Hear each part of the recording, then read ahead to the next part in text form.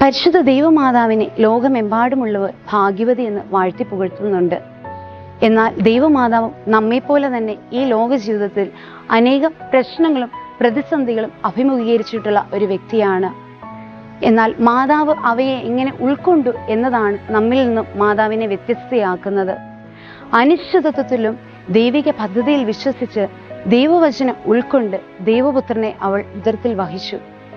അതുപോലെ തന്നെ മറ്റുള്ളവരുടെ പ്രശ്നങ്ങളും പ്രയാസങ്ങളുമെല്ലാം തൻ്റേതുകൂടിയാണെന്ന് മനസ്സിലാക്കി പ്രവർത്തിക്കുന്ന ഒരു വ്യക്തിയാണ് ദൈവമാതാവ്. അതിനൊരു ഉത്തമ ഉദാഹരണം വിശുദ്ധ വേദപുസ്തകത്തിൽ നമുക്ക് കാണാം. കാനായിലെ കല്യാണ വിരുന്നിൽ വീഞ്ഞിന്റെ കുറവുണ്ടായപ്പോൾ ആ കുറവിനെ താൻ സ്വയം മനസ്സിലാക്കി അതിനെ പരിഹരിക്കുവാനായി ശ്രദ്ധിക്കുന്നുണ്ട്. ഇതുപോലെ മാതാവിലുള്ള സദ്ഗുണങ്ങളെ ഉൾക്കൊണ്ട് വിനയത്തിലും വിശ്വാസത്തിലും സ്നേഹത്തിലും വളരാനും ദൈവവുമായും മറ്റുള്ളവരുമായുള്ള ബന്ധം കൂടുതൽ ആഴത്തിലാക്കുവാനും മാതാവിൻ്റെ മാതൃക നമ്മെ പ്രചോദിപ്പിക്കട്ടെ.